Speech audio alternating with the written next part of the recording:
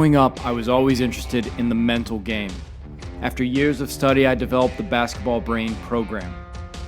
My life is devoted to helping others achieve their greatness. I hope you'll like, subscribe, and if you take a chance with the Basketball Brain program, I promise you your game's going to reach levels that you never thought possible.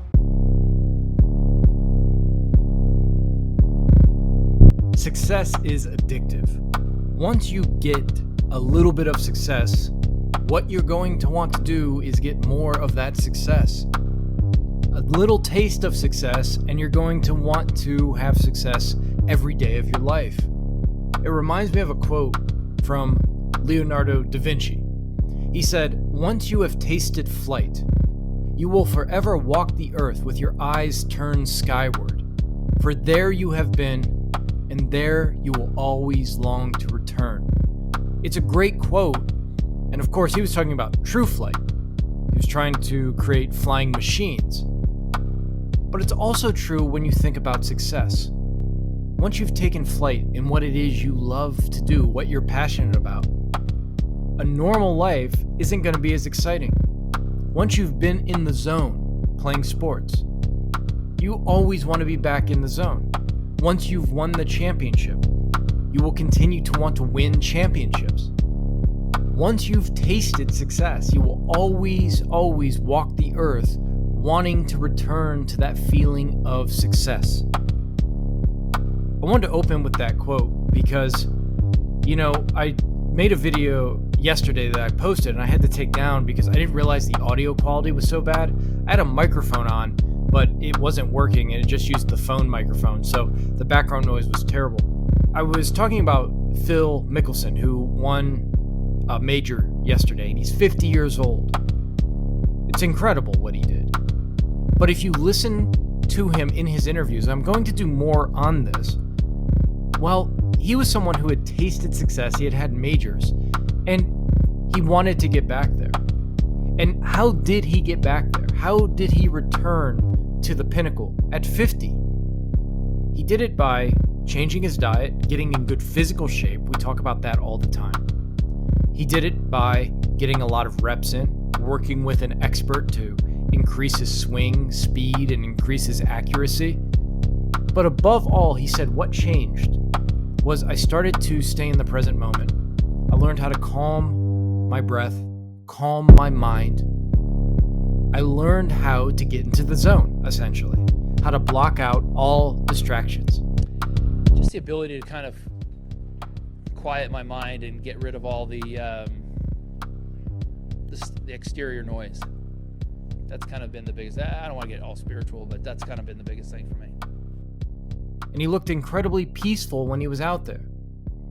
He also slowed down his body tempo, his overall body tempo when he was walking. So after he hit his drive, he would walk very slowly to his next shot. My point being is this. Once you've tasted success, once you've tasted the zone, and you all have been in the zone. I have yet to meet a player who hasn't experienced the zone, at least for a short period of time. Everybody's had a day where they couldn't miss, and they wish they could bottle that up. Well, what we tried to teach you in the Basketball Brain program is how to bottle up the zone, so you have it. By doing daily drills, by learning how to control your mind. Your mind doesn't come with a user's manual. What I think the Basketball Brain program is, and my other programs, they're user manuals for your mind. Oh, this is how my mind works. Now I get it. This is where the emotions are coming from. This is why I get nervous before a game. How do I change my mind so that I don't have the typical reactions most people have in pressure situations? How do I consistently have great performances? Few athletes know that. That's why most athletes are incredibly inconsistent. And there are very few legends in the game. The legends in the game, the biggest difference is mental.